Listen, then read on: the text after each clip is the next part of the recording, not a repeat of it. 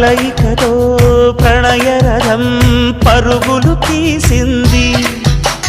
పిలిచిన పలికే పెన్నిధిలా వలపు నిధులే పంచావు. అతిథిగా చేరి హారతిలా చలువ చెయ్యినే చిలికావు.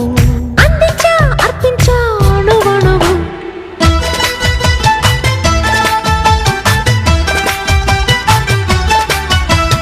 మనసున్న మనసై కన్నుల్లో కలలకు వెలుగై ఊహల్లో తొందిన